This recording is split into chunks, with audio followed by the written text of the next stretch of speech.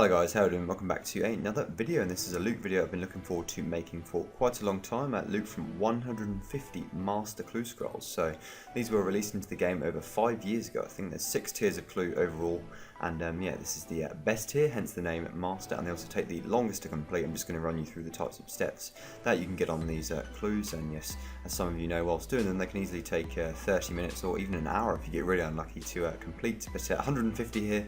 These have been collected over quite a long period of time, mostly I'd say in the last year, but yes, it's going to show you all the loot that I get from it. It's going to be tracked as accurately as possible. I'm going to be using the RuneScape plugin, the loot logger. I've used that for quite a few of my videos already, and that's going to show us exactly what we get. It does include mimics as well. 1 in 15 chance every time you open the casket to receive a mimic, and then from the mimics table you do have a chance of getting third age as well. One of the common steps is that follow the bard steps. You'll talk to him and he will ask you to show him an item. There's some awkward ones in here, especially for Iron Men, but most of them for mains are pretty easy. You can just buy them from the Grand Exchange. This is a hot and cold step. This used to be very difficult to do in QuickTime without RuneScape plugins, so it pretty much works, yeah, just how hot and cold works. So the hotter you get, the closer you get to it, and then you got a monster to defeat afterwards. This is the classic anagram step, so it follows what you see in hard clue scrolls and elite clues and medium clues too, so you get an anagram, and there's some awkward ones for this too, and then you'll get a puzzle box or a light box to solve, which can take a little bit longer. You may get an emote step, so there's some pretty spicy ones here. This is an awkward one, to make armour on Entrana, so you have to actually bring black D-hide to Entrana if you haven't done the step before or don't have the stash unit, and craft it while you're there. There are a minimum of 6 steps and a maximum of 8 steps, so yes, as I said, they can take quite a while. Now I've given you a brief introduction, I'm going to show you the loot from all 150. Some of them were tracked with RuneScape screenshots and some of them were tracked from all my own recording files. They do start from a bit early in, from 6 master clues in, as I don't have a record of any of the ones before that. I won't be skipping any of the rewards.